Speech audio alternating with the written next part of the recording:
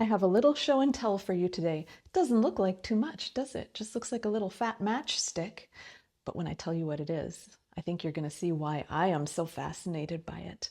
This is a sound post for a violin. Arguably, perhaps one of the most important parts of a violin. It's so important that people call it the soul of the violin, although sometimes people call the bow the soul as well, but I call this the soul of the violin. If your violin doesn't have one of these, you're kind of in big trouble, and you should probably call up a luthier to take a look at it. A luthier is someone who builds violins and other instruments, and they have specialized tools to get the sound post into the violin. Now I'm going to show you where it is. Oh, you can already see it. If you look through this sound hole here, you can see the sound post.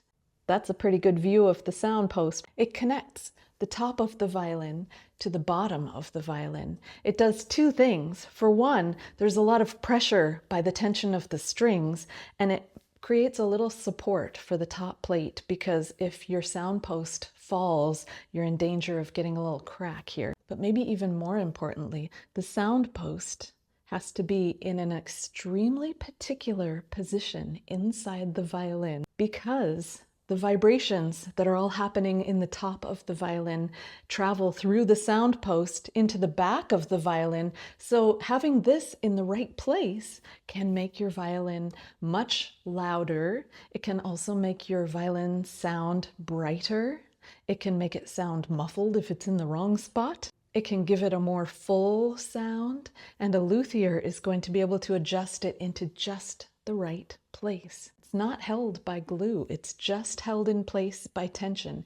If you used glue, that would muffle and dull the sound, and it wouldn't be able to transfer the vibrations, and you wouldn't be able to adjust where it is. And if you've got an old fiddle kicking around your house, maybe you should open up the case and check and make sure that the sound post is still standing up and down and not rattling around loose inside. You find a sound post in all of the members of the violin family, so cellos and violas, violins, fiddles, even stand-up basses, and sometimes even guitars, such as archtop guitars. You want to know where I got this sound post from? Quick little story.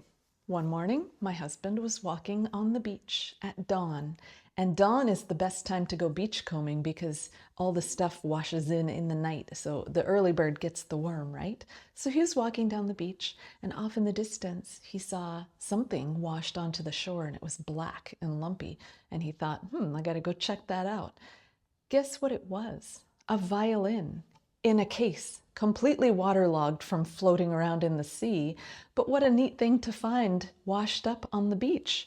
So we weren't able to save much from it because it was so damaged from being underwater. But I saved this part, and I saved the little sound post. So this sound post is from a violin that was floating around in the ocean for a while. What should I do with this? I don't know. I just hang it on my wall because I like looking at it.